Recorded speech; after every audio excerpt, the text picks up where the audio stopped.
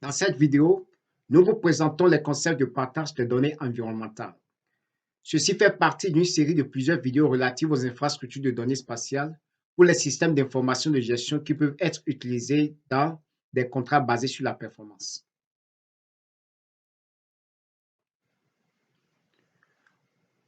En 2014, j'ai été invité par l'Université de Mos Taganem en Algérie à donner une conférence sur les infrastructures de données spatiales pour le partage de données spatiales sur l'environnement.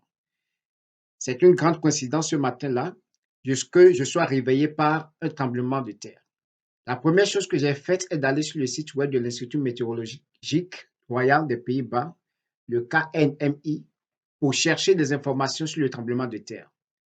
Les instruments dont dispose cet institut mesurent les tremblements de terre dans le monde entier et j'ai pu facilement accéder à une page où figurait le graphique que vous voyez ici sur la diapositive. Et il m'a donné toutes les informations sur ce tremblement de terre, qu'il était très proche de l'endroit où je me trouvais et il donne la magnitude.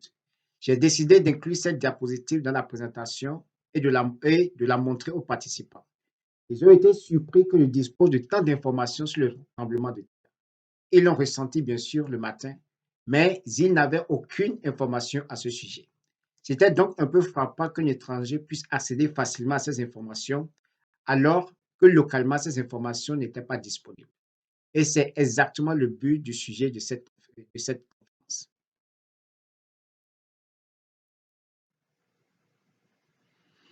Et cela m'amène aux objectifs d'apprentissage de ce cours.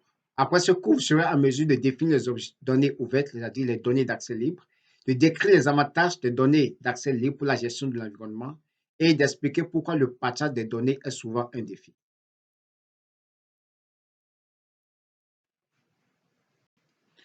Il est évident que pour notre travail, nous avons besoin de données. Mais il y a un énorme besoin d'organiser et de partager toutes ces données fournies par les organisations locales, les organisations internationales et les projets. L'utilisation non coordonnée de différents outils dans la plupart des projets conduit à une situation où il y a un manque d'homogénéité et des données non consultables, ce qui rend difficile leur mise à disposition pour d'autres projets. La réutilisation des données est donc importante et lorsque les données spatio-temporelles sont accessibles de manière standardisée, de nombreux modèles et outils peuvent les utiliser. Le problème, cependant, n'est pas seulement technique. Le plus grand défi est d'impliquer les utilisateurs finaux, mais aussi les parties prenantes, et nous allons aborder ces questions dans cette série de vidéos. Enfin, il est important de renforcer les capacités, tant sur le plan technique que celui de la gestion, ce que nous allons également aborder dans cette série de vidéos.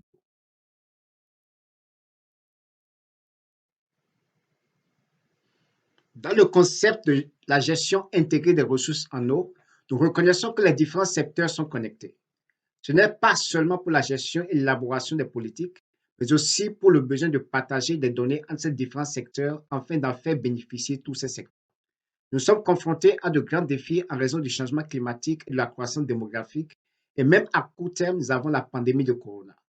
Et nous savons que pour tous ces défis, nous devons relier ces différents secteurs.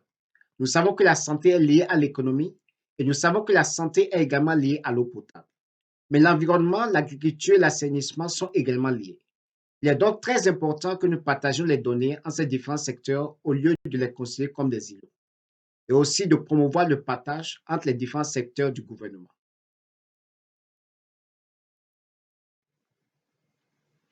Une façon de partager les données est de les partager en tant que données d'accès libre. On peut définir les données d'accès libre comme un élément de données ou d'information ou même un code source qui est accessible à tous et que chacun est libre d'utiliser, de réutiliser et de redistribuer. Vous ne pouvez imposer que deux restrictions.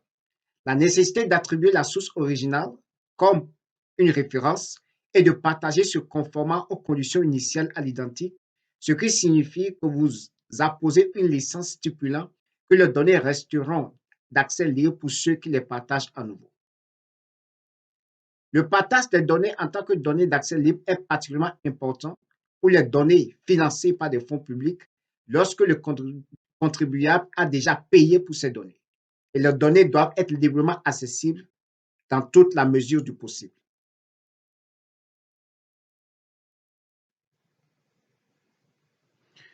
Examinons donc les avantages des données d'accès libre. Pour les organisations qui peuvent être plus efficaces dans la collecte et le traitement des données et réduire la duplication des efforts, nous savons que la collecte des données sur le terrain est beaucoup plus coûteuse que le traitement des données sur un bureau. Si les scientifiques ont accès aux données d'accès libre, alors ces données peuvent être de plus en plus utilisées avec les modèles et les outils que les scientifiques développent.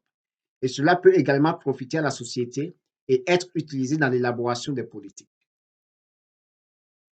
Il enregistrera également des avantages pour l'administration publique, les citoyens et les entreprises grâce à de meilleurs services.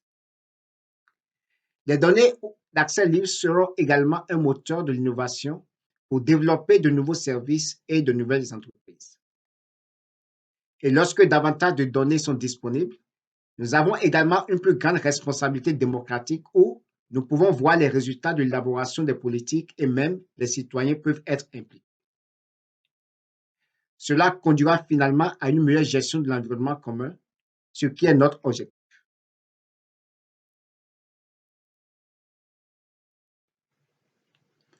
L'ouverture des données du gouvernement a également d'énormes avantages économiques, comme nous pouvons le voir ici dans cette étude de la Commission européenne sur le côté gauche de la diapositive.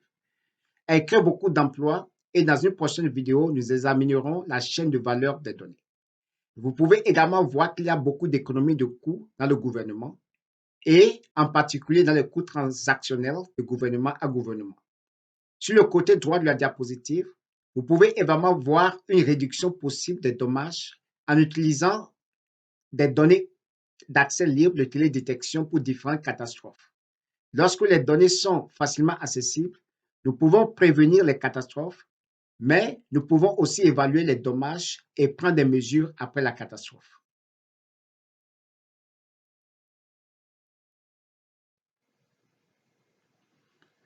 Nous voyons que les avantages sont nombreux, mais pourquoi le partage des données est-il alors si difficile? L'un des arguments est que les données des autres ne peuvent pas être aussi bonnes que celles que vous avez vous-même recueillies. Il y a toujours un doute, une certaine méfiance quant à la qualité des données des autres. Dans le même ordre d'idées, les organisations qui collectent des données qu'elles présentent comme étant de très haute qualité craignent que les personnes qui utilisent leurs données ne les utilisent à tort et qu'elles perdent même la face ou la propriété lorsque les données sont utilisées à tort. Souvent, le véritable problème, la véritable raison de cette crainte est que d'autres utilisateurs découvrent que leurs données sont en fait de mauvaise qualité et qu'ils ne veulent donc pas vraiment les partager.